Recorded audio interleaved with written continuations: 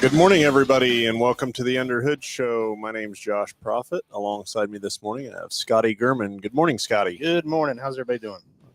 Couldn't be, sunny and 70, but as we were just discussing, a very, very wet evening last night. Yeah, it's soaked everywhere. Definitely have had a lot of opportunity for rain here lately, for sure. So that's one of the things on the list to talk that I have on the list to talk about today.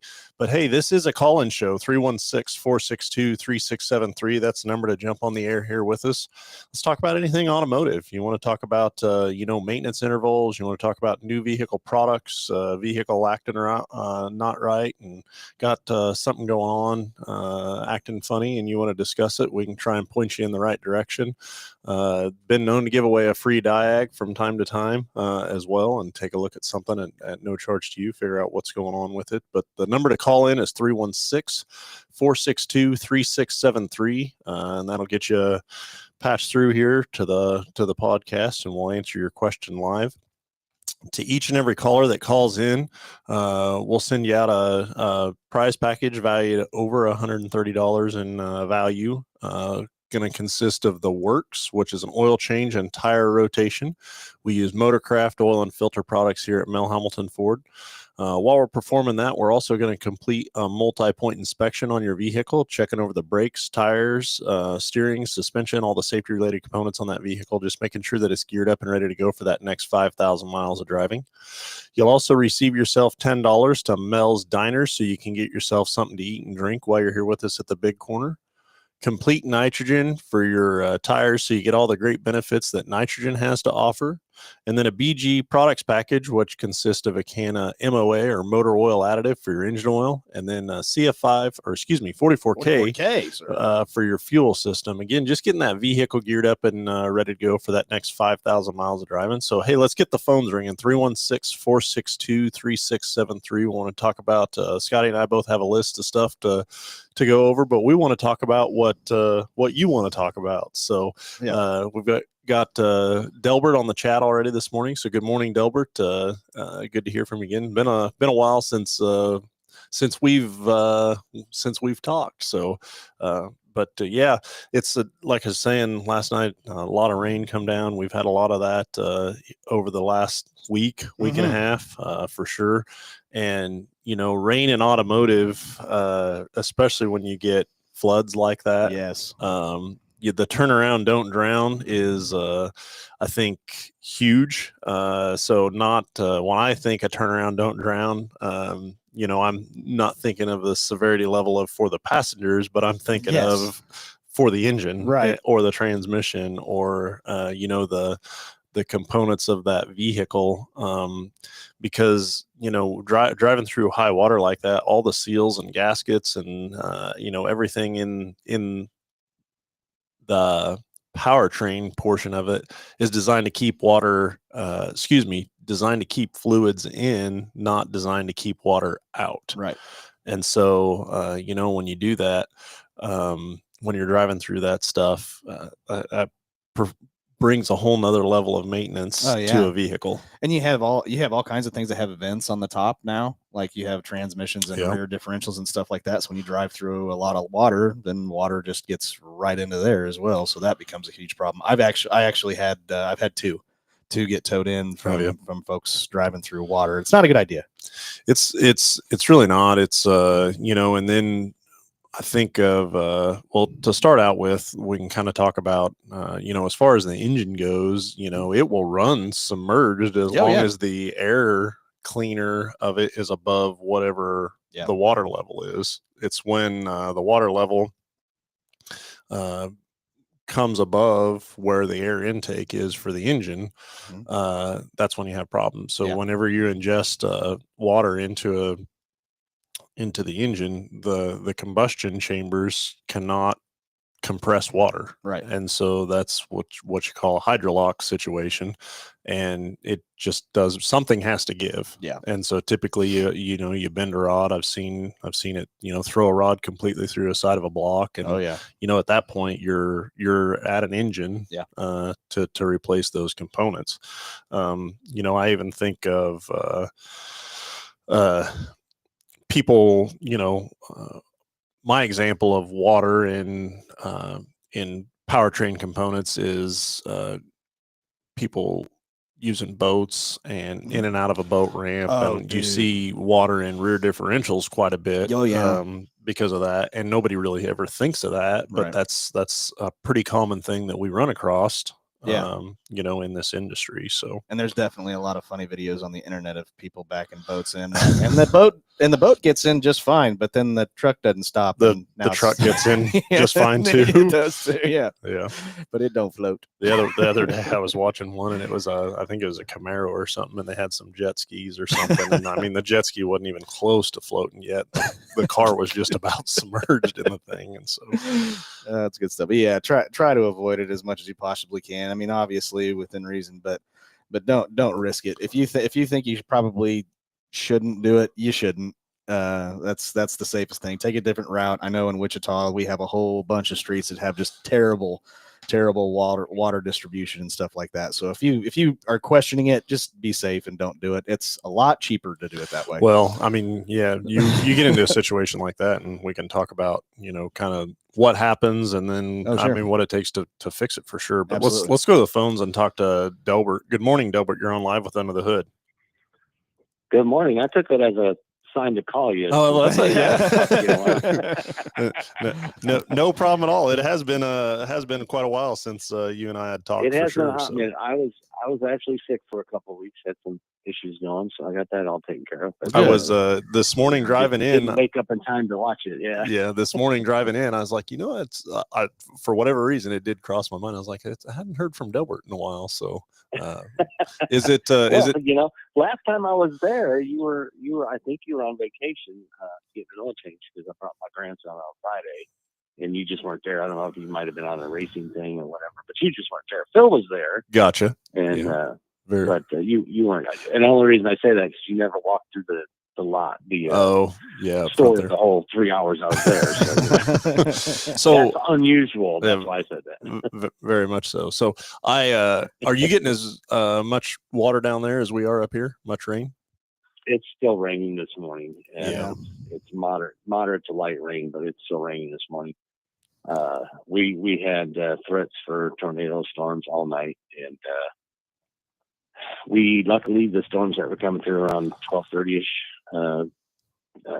lessened and weren't quite as severe when they came through. They actually dropped a severe thunderstorm warning at that point too for that storm, and it was pretty big, but no tornadic activity, thank goodness.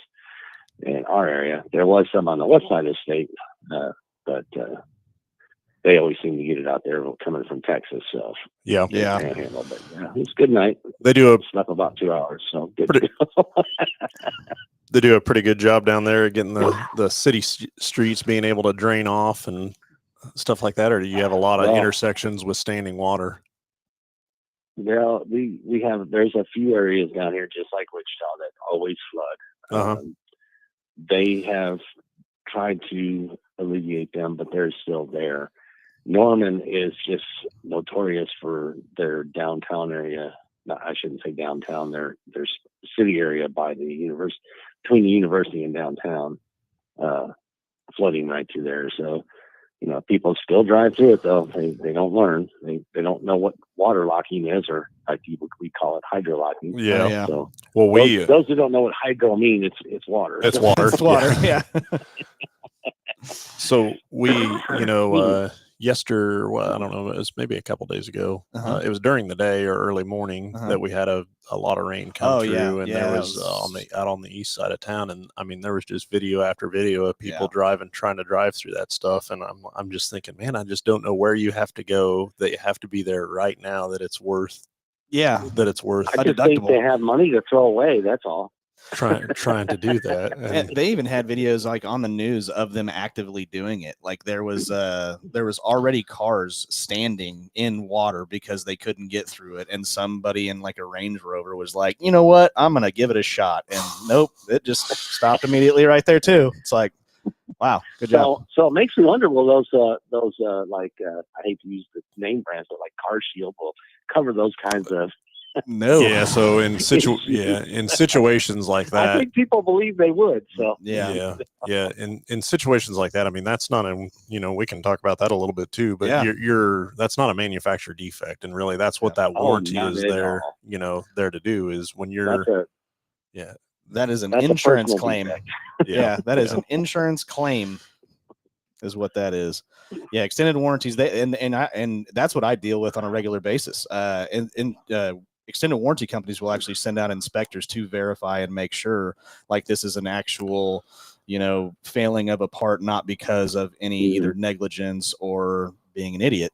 And that is basically what they will send. That's what they will. Exactly.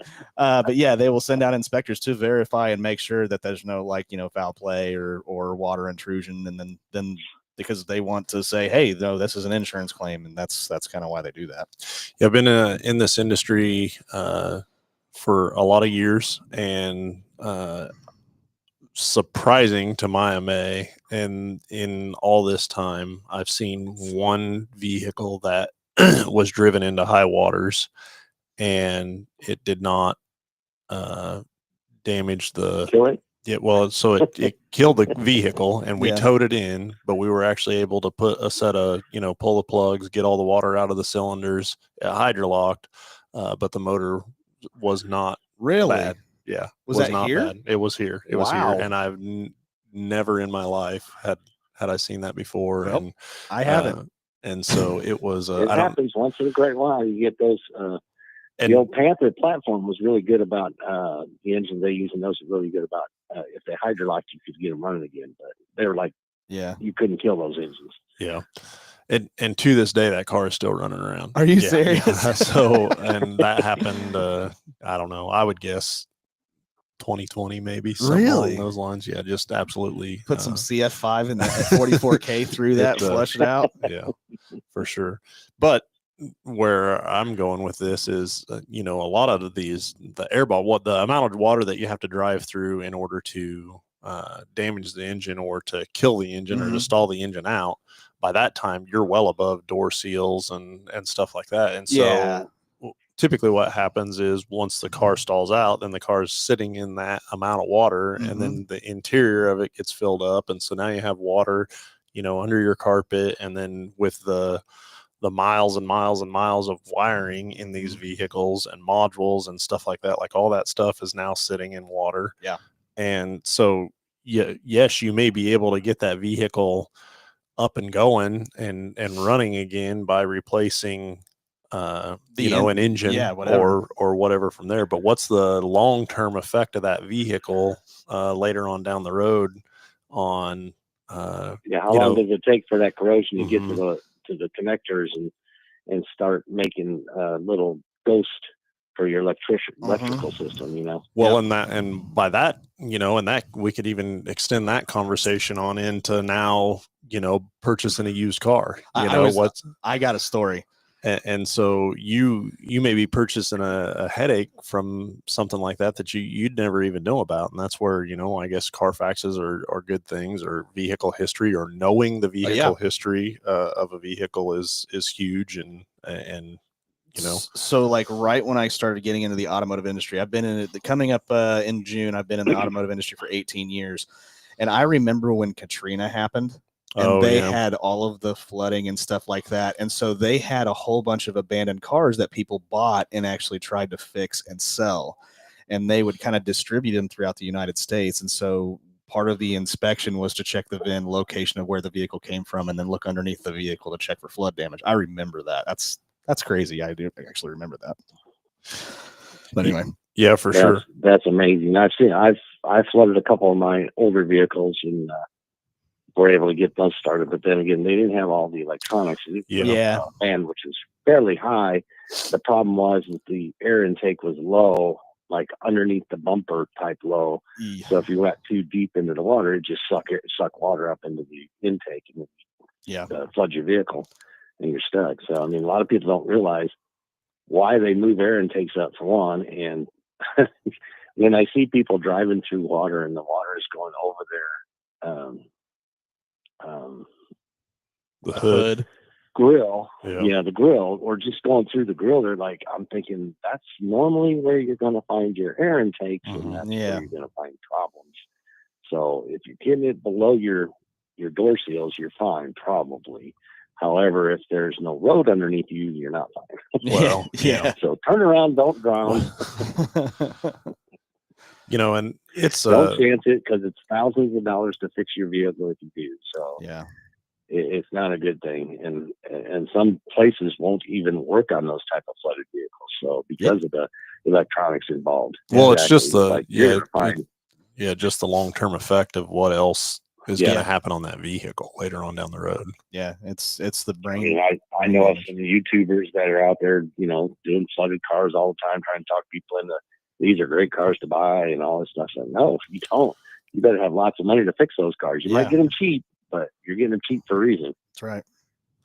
For sure. Very, very much so. Well, we'll be up there today for a funeral, but we're not going to stay long, I don't think. So gotcha. I just wanted to say hello to everybody, and missed you, Josh, last time we were there. I had my grandson, and we actually played basketball in their on the showroom. Oh, on the showroom. Mustang. Yeah. Very, very good. And I could see Lisa's face when we were out there a little bit, but don't hit the cars.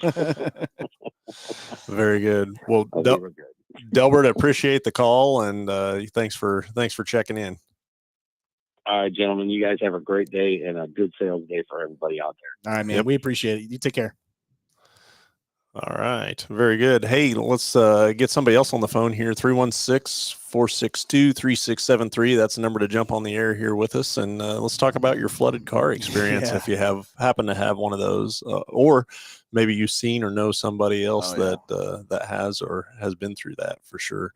But 316-462-3673, that's the number to jump on the air here with us. So going back over to the chat lines, Tim is on with us this morning. Good morning, Tim. I hope everything's going good for you today, for sure. So, but yeah, that's, it's never seems to fail. You get a large rain like that, and next day there's probably 5, 6, 7, 8, so just sometimes it depends on how many are going to come in, but they will for sure. Whenever we were young, the cool thing to do is to have Jeeps and put snorkels on, stuff like that. That's what that's for.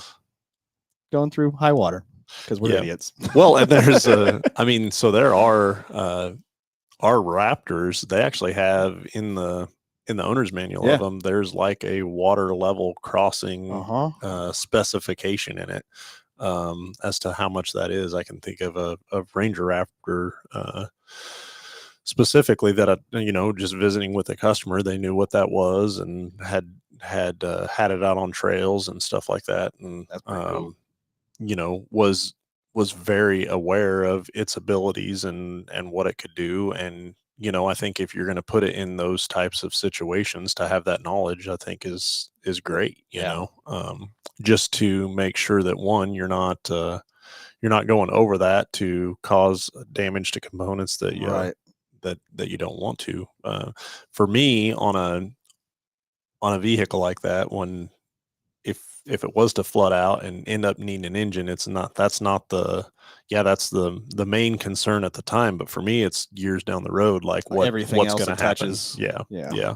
And so that definitely would concern me. And I think that's why it's so important to, when you're looking for a used vehicle, because of the probability of those vehicles being out there on the market.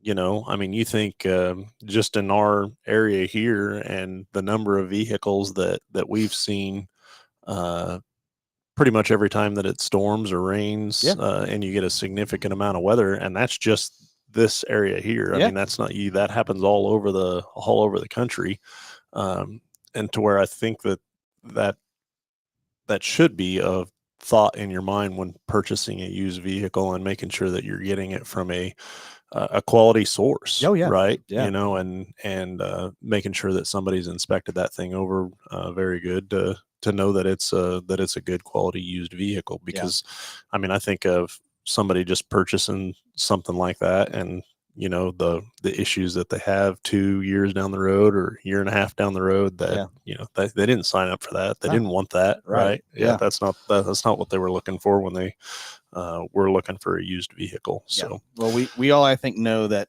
boat stands for bust out another 1,000. And if you turn your vehicle or try to turn your vehicle into a boat, you are going to bust out a lot of thousands. So there you go. Well, and I don't just powertrains in general. I mean, engines and transmissions and differentials, the price on the commodities for them. I mean, they are better and better, right? And they're more efficient now than they've ever been, and they last longer now than they ever have. But also with that,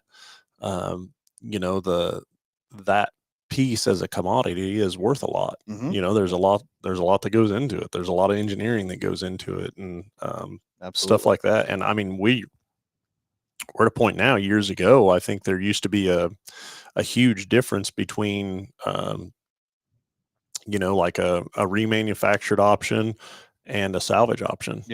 And that gap is nowhere near what it used to be years ago. And that's because the quality of that product and a salvage yard is, has become more durable. You got salvage companies that put warranties behind them when they send them out. The other side of that is just the availability. If you find, a specific powertrain component that there's low availability on it, then kind of everybody goes to the salvage yard side of it.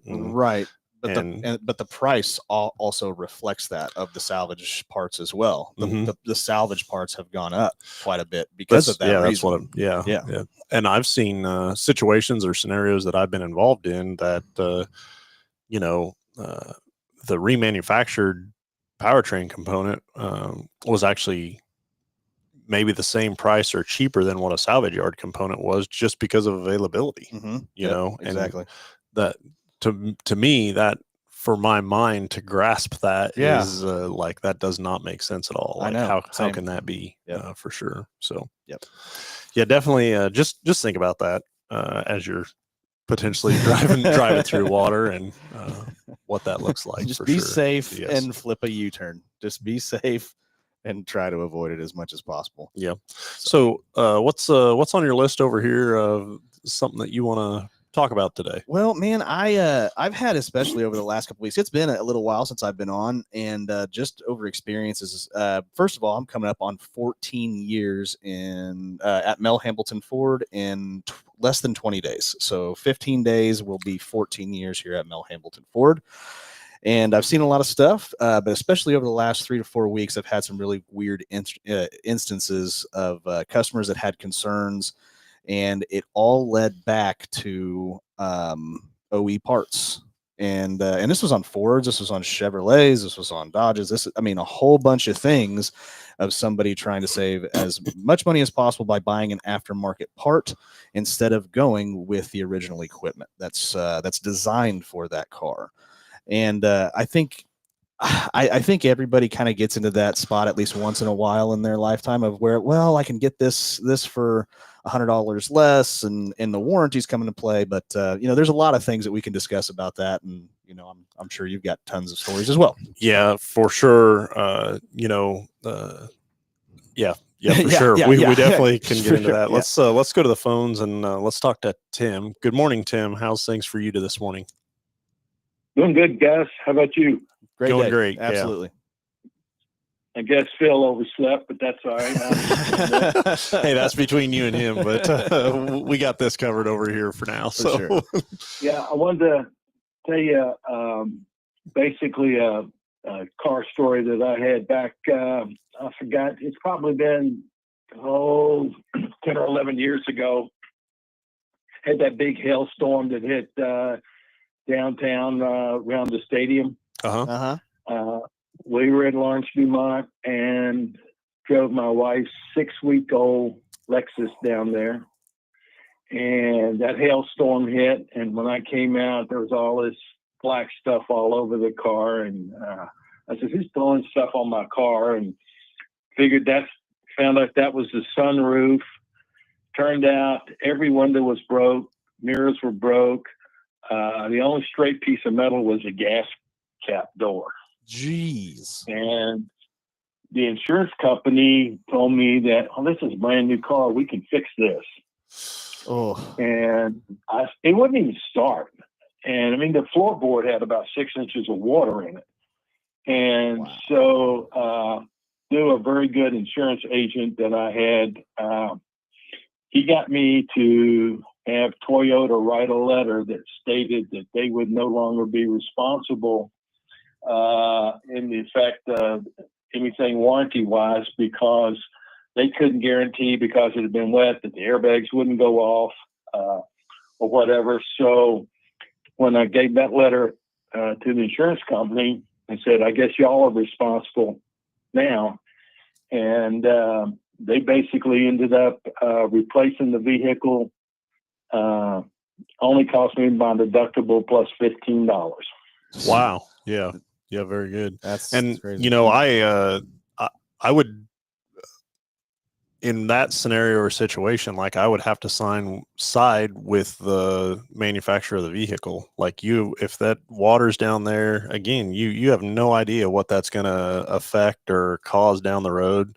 And I think of all the safety components on that vehicle, and if they're not allowed to do their job because of now corrosion that would potentially form later on down the road, like, that's crazy. Not to mention the vehicles are designed to have some water on the outside of the vehicle, but when water gets on the inside of the vehicle, it's significantly more of a problem, because you have harnesses and stuff like that running under the carpet. You've got modules on the inside of the dash. Yeah, that'd be just a can of worms waiting to be opened. That would definitely sure. Yeah. Yeah, it sure was. But I was glad that the manufacturer stood behind me and actually made the insurance company ante up, because the insurance company didn't. Once the liability went on them, they were not gonna take it. They were gonna replace the vehicle. It'd be definitely disheartening to be, 6 weeks into new ownership. I mean, you still got the new car smell in that thing, and then you come out and see it in that condition. That would definitely be disheartening for sure. Yeah, if it weren't for the water, though, are you sure the baseball team just wasn't taking target practice at your car? Man, I tell you, that whole field was white with hail. It was. We walked out in 6 inches of water filled with leaves. I mean, it stripped all the leaves off the trees. It was pretty rough. Yeah. Yeah. Have you guys, any of you guys, have you ever had a vehicle that was struck by lightning? So I've not personally had them, but seen them, many throughout the automotive career here. And I tell you, that's a whole nother thing. That's one of the wildest things I've seen it.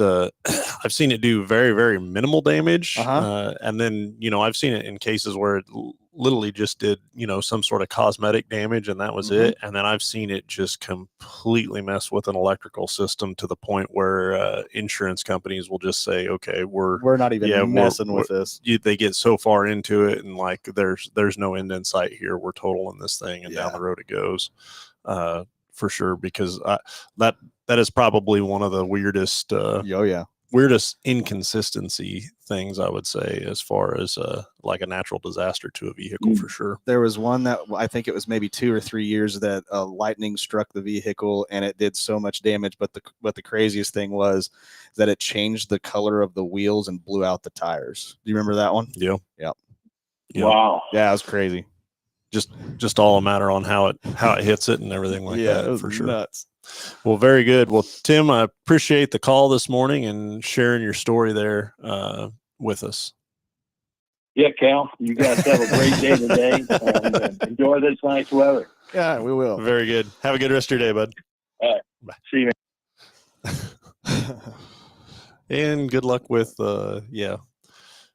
So am I Ricky if you're Cal? So that would be Mr. Nightingale. Oh, gotcha. He claims he's never watched the movie Talladega Nights. Oh, but he's so full of it. Very, he's very so much full of it. Everybody knows the truth. But he keeps sticking to his story. Anyway, absolutely. So. Yes. So you were talking about OEM components, and maybe somebody, whatever the reason is. Typically, it's because somebody's trying to save $1 here, one way or the other. I mean, I've seen it just because of availability. I've That seen too, it, yeah. there's a lot of reasons that somebody may choose to go to an aftermarket part, but I don't think what the common consumer understands is the fact that, when you're putting an OEM component on a vehicle, that's what that vehicle was, all the specifications, all the testing, it was designed with that specific component on it. Right. And then anytime you take and you alter that and put an aftermarket component in place of it,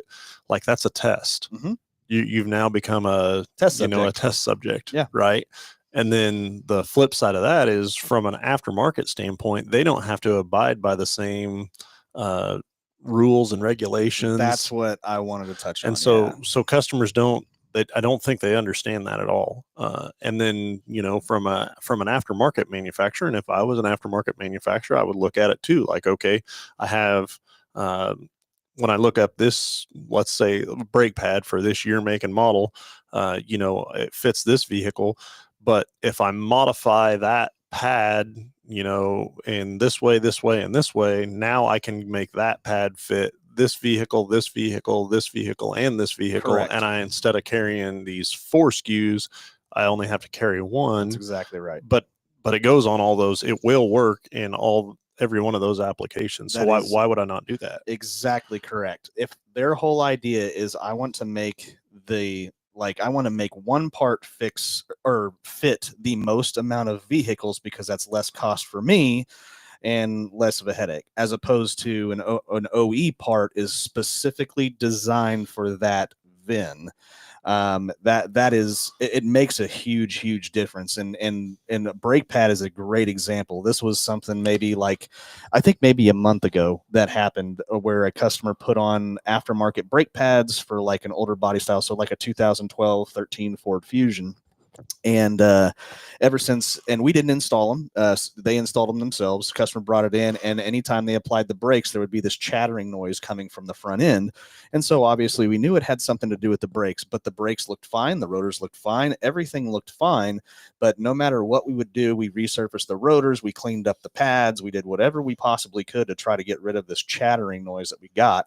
And when it all came down to it, it was the aftermarket pads. They had just this weird thing with the brake pads that, because it could fit multiple different vehicles, was not specifically designed for that 2012 Fusion, that was causing the pad to actually chatter inside of the caliper. And it was very, very difficult to find, but we put on Ford factory pads, noise goes away.